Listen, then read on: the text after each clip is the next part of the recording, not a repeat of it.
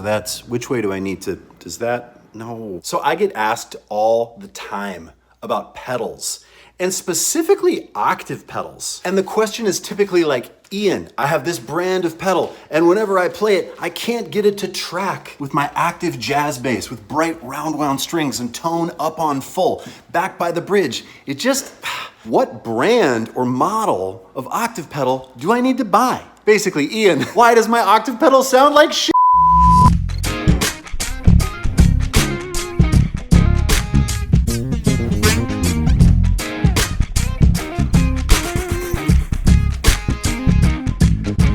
Now, before we dive into this, you might be saying, Ian, what exactly is an octave pedal? I'm so glad you asked. The classic analog octave pedal is essentially a simple circuit that takes the note that you play and synthesizes it down one octave. I have a few laid out here that I really love and use for different applications, but for the purposes of today's video, I am going to be using the Mark II version of 3-Leaf Audio's octave pedal. Okay, so let me show you how to approach using an octave pedal and what you have to change about you in order to get the best out of one. All right, time to switch to that fancy shoot.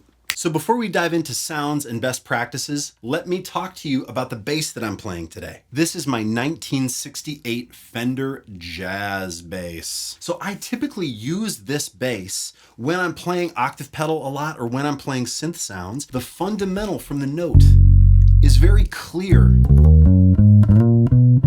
Even up high, there's not a lot of click or clack or zing out of this bass at all. So when you turn on an octave pedal, you get really nice smooth tracking.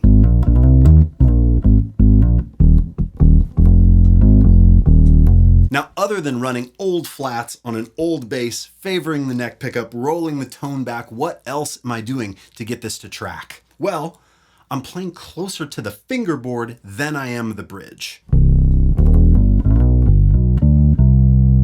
So for long notes, notes that you want to sustain, playing closer to the end of the neck is the way to go.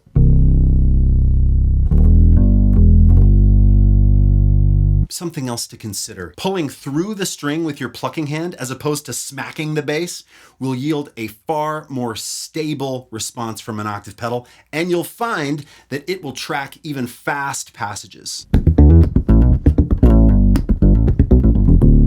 Now, I have been doing all of these sound examples with about an even blend of that octave pedal. What I'm going to do right now is just solo the octave down sound, and I'm going to show you when your octave pedal will glitch, right? When it won't track, and how to remedy that.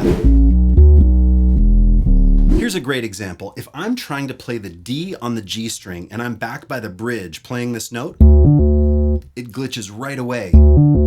Now look at this, I'm not changing the pickup at all. I'm just gonna play it by the neck. We get a solid note.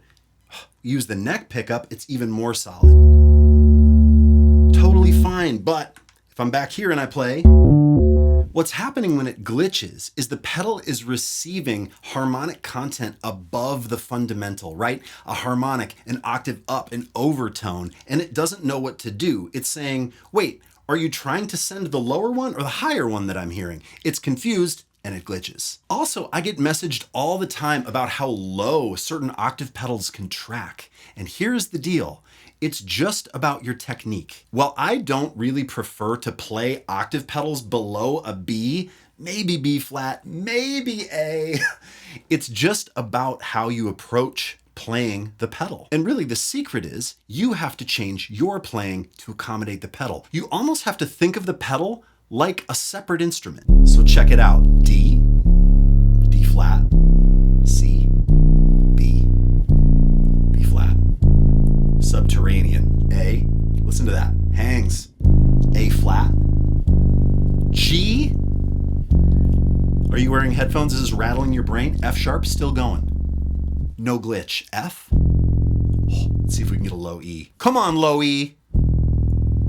Yes! Okay, but now check it out. If I'm playing back by the bridge pickup and I try to go that low, glitch city. Right away, the pedal doesn't know what to do. F, no, it just immediately pops up to that high F.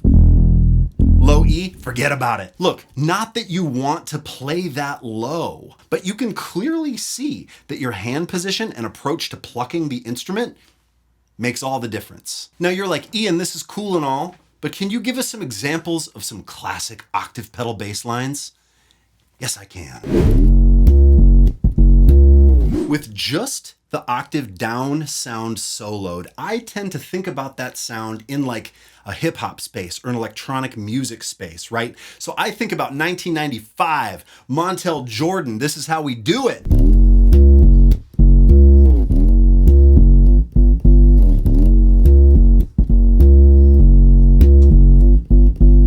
A little more modern, Allison, come on. Okay, how about Bad Guy, Billie Eilish?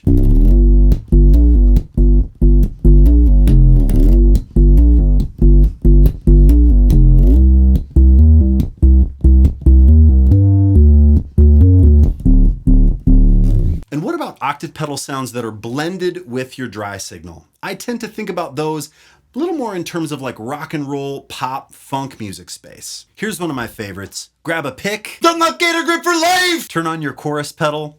Tony Levin from Peter Gabriel's So, Sledgehammer.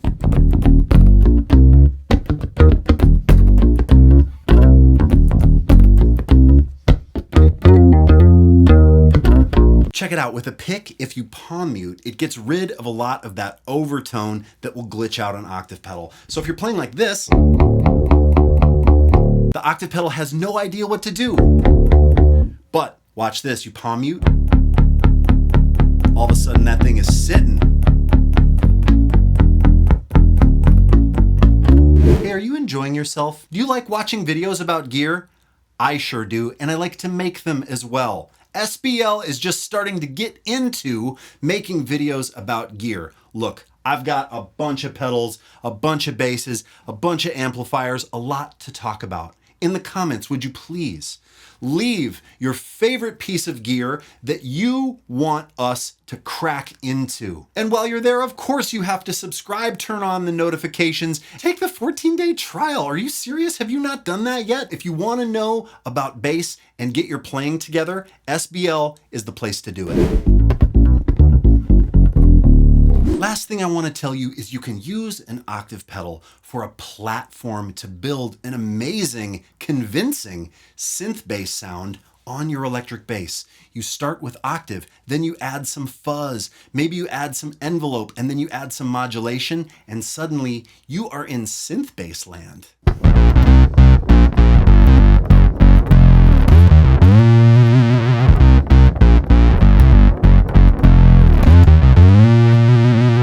All right, it's getting a little stuffy in here.